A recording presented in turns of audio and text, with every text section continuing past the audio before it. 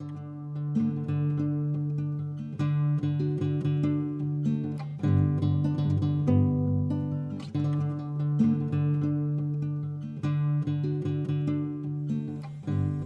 ferme typique en polyculture élevage, ça c'est sûr, avec beaucoup de production, enfin différentes plantes production par unité de surface et plus seulement une production. Donc en gros c'est la fin des monocultures.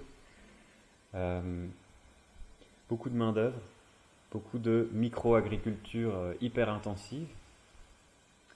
Euh, Retour de l'attraction animale. Bon, dans les grandes lignes, il va falloir produire beaucoup et sans pétrole, sans énergie. Donc inventer et concevoir des systèmes sobres en énergie. Et il va falloir produire à la campagne avec un climat instable, des événements extrêmes et dangereux et inattendus. Et ça, c'est terrible. L'inattendu en agriculture, c'est un facteur assez terrible. Donc, on peut voir des agroécosystèmes basés sur les plantes ligneuses, sur les vivaces, sur les arbres, les arbustes. Donc l'arbre pourrait revenir au cœur des agroécosystèmes parce qu'il a des racines profondes, parce qu'il tamponne aussi le climat, il est plus solide, il est aussi productif. Mais ça veut dire que si dans un horizon 2030, on voit déjà les premiers chocs arriver, ou 2020-2030, ce qui est très probable, ça veut dire que les arbres doivent être plantés aujourd'hui. On doit prévoir cela. Donc planter des arbres pour les futurs agroécosystèmes, c'est la priorité numéro un de la transition.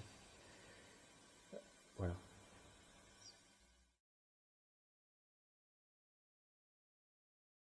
Alors, les paysans du futur, euh, on ne sait pas qui ils seront, mais on sait qu'ils seront nombreux.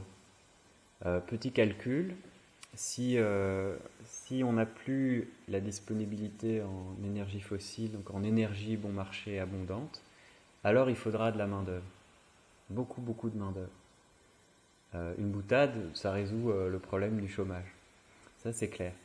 On aura besoin de millions d'agriculteurs. J'avais fait un petit calcul. En Europe, on pourrait, d'ici 15 ans, euh, voir apparaître, ou avoir besoin d'eux, environ 120 millions d'agriculteurs ou de paysans, de néo-ruraux, de nimaculteurs. 120 millions, c'est 2 fois la France pour l'Europe.